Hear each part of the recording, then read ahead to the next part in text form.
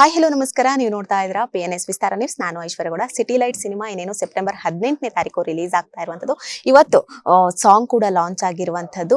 S, ಈ ಹಿಂದೆ ಎಲ್ಲ ತಮ್ಮ ಡೈರೆಕ್ಷನ್ಗೆ ತಾವೇ ನಾಯಕನಾಗಿ ಕಾಣಿಸ್ಕೋತಾ ಇದ್ರು. ಆದ್ರೆ ಇವತ್ತು ಈ ವರ್ಷದ ಒಂದು ಸಿನಿಮಾದಲ್ಲಿ, ಸಿಟಿ ಲೈಟ್ ಸಿನಿಮಾದಲ್ಲಿ ಇವರು ನಾಯಕರಾಗಿ ಕಾಣಿಸ್ಕೋತಾ ಇಲ್ಲ, ಬೇರೆಯವರಿಗೆ ಆಪರ್ಚುನಿಟಿ ಕೊಟ್ಟಿರುವಂತದ್ದು. ಯಾಕೆ ಏನು ಅಂತ ಕೇಳ್ಕೊಬರಕ್ಕೆ ಇವತ್ತು ನಮ್ಮ ಜೊತೆ ವಿಜಯ್ ಅವರಿದ್ದಾರೆ. ಅವ್ರನ್ನೇ ಮಾತಾಡ್ತಾ ಹೋಗ್ತೀನಿ. ಸರ್, ಮೊದಲನೇದಾಗಿ ನಮಸ್ತೆ, ಹೇಗಿದ್ದೀರಾ? ನಮಸ್ತೆ, ಚೆನ್ನಾಗಿದ್ದೀನಿ. ಸರ್, ಇಷ್ಟು ವರ್ಷಗಳ ಜರ್ನಿಯಲ್ಲಿ ನೀವು ನಿಮ್ಮ ಡೈರೆಕ್ಷನ್ ಅಲ್ಲಿ ನೀವೇ ಹೀರೋ ಆಗಿ ಮಿಂಚಿದ್ರಿ. ಬಟ್ ಈ ವರ್ಷ ವಿನಯ್ ರಾಜ್ಕುಮಾರ್ ಅವರಿಗೆ ಚಾನ್ಸ್ ಕೊಡಕ್ಕೆ ಕಾರಣ ಏನು? ಕತೆಗೆ ಅವರು ಹೊಂದ್ಕೋತಾರೆ, ಅದಕ್ಕೋಸ್ಕರ ಮಾಡಿದ್ದೀನಿ. ಸರ್, ಸಿಟಿ ಲೈಟ್ಸ್ ಅನ್ನುವಂಥದ್ದು ಮೆಜೆಸ್ಟಿಕ್ ಅಲ್ಲಿ ಬರುವಂತಹ ಕತೆ ಅಂತ ಹೇಳಿದ್ರಿ. ಬಟ್ ಯಾವ ಕಥೆಯ ಆಧಾರದಲ್ಲಿ ನಿಮಗೆ ಏನಾದ್ರೂ ಒಂದು ಎಕ್ಸ್ಪೀರಿಯನ್ಸ್ ಆಗಿತ್ತಾ? ನೀವು ಕಂಡಂತ ಈ ಜರ್ನಿಯಲ್ಲಿ ಯಾವ್ದಾದ್ರು ಒಂದು ಎಕ್ಸ್ಪೀರಿಯನ್ಸ್ ಆಗಿತ್ತಾ? ಡೈರೆಕ್ಷನ್ ಅಂದಾಗ ಒಂದು ಕತೆ ಹುಡುಕ್ತಿರ್ತೀವಿ, ಅದ್ರಲ್ಲಿ ಒಂದು ಸೂಟಬಲ್ ಆದಾಗ ಆ ಕತೆನ ಇಷ್ಟ ಆಗ್ಬೋದು ಅಂತ ಅದನ್ನ ಡೈರೆಕ್ಷನ್ ಮಾಡ್ತೀವಿ ಅಷ್ಟೇ. ಸರ್, ಒಂದೊಂದು ಸಿನಿಮಾಗೆ ಒಂದೊಂದು ರೀತಿಯಲ್ಲಿ ಜಾನರ್ ಇರುತ್ತೆ. ಸಿಟಿ ಲೈಟ್ಸ್ ಅಲ್ಲಿ ಯಾವ ರೀತಿ ಜಾನರ್ನ ನಾವು ಕಾಣ್ಬೋದು ಅಂತ? ಸಿಟಿ ಲೈಟ್ಸ್ ಒಂದು ಒಳ್ಳೆ ಪ್ರೇಮ ಕಾವ್ಯ ಅಂತ ಹೇಳ್ಬೋದು, ಒಂದು ಒಳ್ಳೆ ಲವ್ ಸ್ಟೋರಿ. ಅದು ನೋಡಿದಾಗ ಗೊತ್ತಾಗತ್ತೆ ಅದು ಏನು, ಇದನ್ನ ವಿಷಯನ ಮುಟ್ಟಿದ್ದೀನಿ, ಏನು ಜಾನರ್ ಬರುತ್ತೆ ಅಂತ. ನಾನು ಈ ಹಿಂದೆ ಮೋನಿಶಾ ಅವ್ರನ್ನ ಮಾತಾಡಿದಾಗ ಅಪ್ಪ ಅಂದಿದ ತಕ್ಷಣ ಕಣ್ಣೀರು ಹಾಕಿದ್ರು. ನನ್ನ ಎಲ್ಲ ಒಂದು ಏನೇ ಒಂದು ಸಕ್ಸಸ್ ಇದ್ರು ಅಪ್ಪ ನನ್ನ ಹಿಂದೆ ಇದ್ರು ಅನ್ನುವಂಥದ್ದು. ಈಗಲೂ ಅಷ್ಟೇ, ಶೂಟಿಂಗ್ ಸೆಟ್ಟಲ್ಲಿ ತುಂಬ ಕಂಫರ್ಟಬಲ್ ಫೀಲ್ ಕೊಟ್ಟಿದ್ರು ಅನ್ನುವಂಥದ್ದು. ಸರ್, ನಿಮ್ಮಿಂದ ಅವ್ರು ಕಲ್ತ್ಕೊಂಡಿರೋದು ಜಾಸ್ತಿ, ಬಟ್ ನೀವು ಏನಿಲ್ಲ ಈ ಸಿನಿಮಾಗಾಗಿ ಕಲ್ಸೋಕ್ಕೆ ಪ್ರಯತ್ನ ಪಟ್ಟಿದ್ದೀರಾ ಅನ್ನುವಂಥದ್ದು? ಏನಿಲ್ಲಮ್ಮ, ಆಕೆ ತುಂಬ ಓದ್ಕೊಂಡಿದ್ದಾಳೆ, ಆಮೇಲೆ ತುಂಬ ಜ್ಞಾನ ಇದೆ. ಸೊ ಹಂಗಾಗಿ ಇವತ್ತಿನ ಕಾಲದ ಮಕ್ಕಳು ಅವರು ಏನು ಬೇಕಾದ್ರೂ ಈಸಿಯಾಗಿ ಗ್ರಾಸ್ಪ್ ಮಾಡ್ತಾರೆ. ಆಮೇಲೆ ಅದನ್ನೇ ಓದ್ಕೊಂಡು ಬಂದಿದ್ಲು ಒಂದು ವರ್ಷ ಕಷ್ಟಪಟ್ಟು. ಸೊ ಹಾಗೆ ಅವಳು ಒಳ್ಳೆ ಯಶಸ್ಸಾಗಲಿ ಅಂತ ಯಾವಾಗಲೂ ಬಯಸೋದಷ್ಟೇ. ಸರ್, ಸಿನಿಮಾ ಅನ್ನೋದು ಎಷ್ಟೋ ಕಷ್ಟಪಟ್ಟು ಮಾಡುವಂಥದ್ದು. ಈಗ ಸಡನ್ ಆಗಿ ಹೇಳಿದ ತಕ್ಷಣ ಆಗದೇ ಇರುವಂತಹ ಕಷ್ಟ ಅದು. ಸೊ ಈ ಸಿನಿಮಾ ಮಾಡಬೇಕಾದ್ರೆ ಏನು ತಲೆಯಲ್ಲಿ ಓಡ್ತಾ ಇತ್ತು ಸರ್? ನಿಮಗೆ ಏನು ಓಡ್ತಾ ಇತ್ತು ಅನ್ನುವಂಥದ್ದು?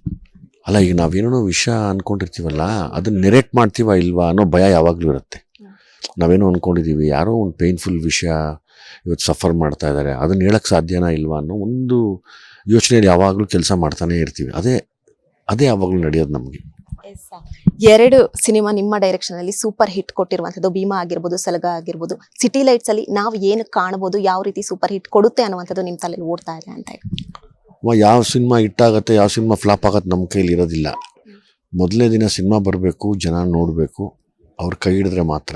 ಸೊ ಹಂಗಾಗಿ ಯಾವತ್ತೂ ಯಾರಿಗೂ ಅದ್ರ ಫಾರ್ಮುಲಾ ಗೊತ್ತಿಲ್ಲ, ಎಲ್ಲ ಕಷ್ಟಪಟ್ಟಿದ್ದೀವಿ, ವೆಯ್ಟ್ ಮಾಡ್ತಾ ಇದ್ದೀವಿ ಸೆಪ್ಟೆಂಬರ್ 18ಕ್ಕೆ.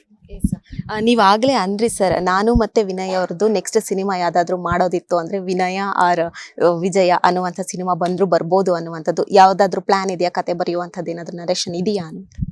ಸದ್ಯಕ್ಕೆ ಇಲ್ಲ, ನೋಡೋಣ, ಇದ್ದಾಗ ಹೇಳ್ತೀನಿ ನಾನು ಖಂಡಿತವಾಗ್ಲೂ. ಸಮಯದ ಬಿಡು ಇರೋದ್ರಿಂದ ನಾನು ಇಲ್ಲಿಗೆ ಮುಗಿಸ್ತೀನಿ ಸರ್. ಸಿಟಿ ಲೈಟ್ ಸಿನಿಮಾ ಇನ್ನೇನು ಸೆಪ್ಟೆಂಬರ್ 18ನೇ ತಾರೀಕು ರಿಲೀಸ್ ಆಗ್ತಾ ಇದೆ. ಏನು ಹೇಳ್ತೀರಾ ಅನ್ನುವಂಥದ್ದು? ಇನ್ನು 3 ಸಾಂಗ್ ಇದೆ ಅಂತ ಅಂದ್ರೆ ಇನ್ನೂ 3 ಸಾಂಗ್ ರಿಲೀಸ್ ಮಾಡೋದಿದೆ. ದಯವಿಟ್ಟು ನೋಡಿ, ಎಲ್ಲರೂ ಸಿನಿಮಾ ನೋಡಿ, ಖುಷಿ ಆಗುತ್ತೆ. ಬಟ್ ಕೊನೆಯದಾಗಿ ಸರ್, ಜೆನ್ಸಿ ಕಿಡ್ಸ್ ಗಳಿಗೆ ಮೊದಲನೇದಾಗಿ ಸ್ಟಾರ್ ನಟ ಯಾರಾದ್ರೂ ನೆನಪು ಬರೋದಾದ್ರೆ ಅದು ದುನಿಯಾ ವಿಜಯ್ ಅವ್ರು ಅಂತ ಹೇಳಿದ್ರೆ ತಪ್ಪಾಗಲ್ಲ. ಸೊ ಅಷ್ಟೊಂದು ಕನೆಕ್ಟ್ ಆಗಕ್ಕೆ ಕಾರಣ ಏನು ಅಂತದ್ದು ಗೊತ್ತಿದೆ. ಸಾಂಗ್ ಆಗಿರ್ಬೋದು, ಬೇರೆ ಬೇರೆ ಜಾನರ್, ನಿಮ್ಮ ಸಿನಿಮಾಗಳ ಜಾನರ್ಗಳನ್ನೇ ನಾವು ನೋಡಿದೀವಿ. ಸೊ ಯಾರಾದ್ರೂ ಬಂದು ಏನಾದ್ರು ಹೇಳ್ಕೊಂಡಿರೋದಿದೆಯಾ ಸರ್? ಏನಾದ್ರು ಯಾವ್ದು ಇಲ್ಲ, ನಾವು ನೋಡ್ತಾ ಇರ್ತೀವಲ್ಲ, ಸೊಸೈಟಿ ನೋಡ್ತಾ ಹಂಗೆ ಕೇಳ್ತಾ ಇರ್ತೀವಿ ಏನಾಗ್ತಿದೆ ಏನು, ಅದೇ ದೊಡ್ಡ ಇದು ನಮ್ಗೆ.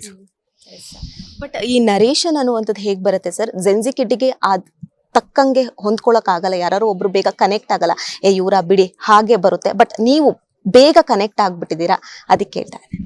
ಗೊತ್ತಿಲ್ಲ, ಹೆಂಗ್ ಹೇಳಕ್ಕಾಗತ್ತೆ, ಏನೋ ಪ್ರಯತ್ನ ಪಡ್ತೀವಿ, ವರ್ಕ್ ಆಗ್ಬಿಡತ್ತೆ ಅಷ್ಟೇ. ಈ ಸಿನಿಮಾದಲ್ಲಿ ಅಂದ್ರೆ ಜಾನಪದ ಕಲೆ ಒಂದು ಸಾಂಗ್ ಅನ್ನ ಟಚ್ ಕೊಡಬೇಕು ಅನ್ನುವಂಥದ್ದು. ಈಗಿನ ಜಾನಪದ ಹೇಗಾಗಿದೆ ಅಂದ್ರೆ ಕೆಲವು ಸಿನಿಮಾಗಳಲ್ಲಿ ಬೇರೆ ಬೇರೆ ರೀತಿಯಲ್ಲಿ ಡಬಲ್ ಮೀನಿಂಗ್ ಗಳು ಬರುತ್ತೆ. ಬಟ್ ಈ ಸಿನಿಮಾ, ನಿಮ್ಮ ಸಿನಿಮಾಗಳಿಗಂತ ಬಂದಾಗ ಜಾನಪದ ಕಲೆಗಳನ್ನ ಟಚ್ ಕೊಟ್ಟಿರುವಂತದ್ದು, ಏನ್ ಹೇಳ್ತೀರಾ ಈ ಜಾನಪದ ಕಲೆಗಳ?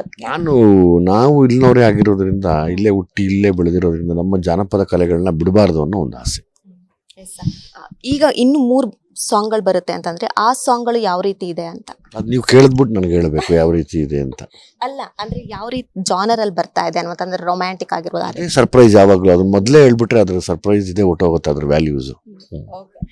Okay done sir. City lights ಬಗ್ಗೆ ಹೇಳೋದಾದ್ರೆ ಅವಾಗ ಸಿಟಿ ಲೈಟ್ಸ್ ಹೇಳಿದ್ದಲ್ವೇನಮ್ಮ, ಅದು ಅವಾಗ ರಿಲೀಸ್, ಸೆಪ್ಟೆಂಬರ್ 18ಕ್ಕೆ ರಿಲೀಸ್, ನೋಡಿ ಮರೀದಿರಾ. ಥ್ಯಾಂಕ್ ಯು ಮಗ. ಎಸ್, ನೋಡಿದ್ರಲ್ಲ ವೀಕ್ಷಕರೇ, ಇದಿಷ್ಟು ಬ್ಲ್ಯಾಕ್ ಕೊಬ್ರಾ ಆಗಿರುವಂತಹ ದುನಿಯಾ ವಿಜಯ್ ಅವರ ಮಾತಾಗಿದ್ದು. ಕ್ಯಾಮ್ರಾ ಪರ್ಸನ್ ಹರೀಶ್ ಜೊತೆ ಐಶ್ವರ್ಯಗೌಡ, PNS ವಿಸ್ತಾರ ನ್ಯೂಸ್, ಬೆಂಗಳೂರು.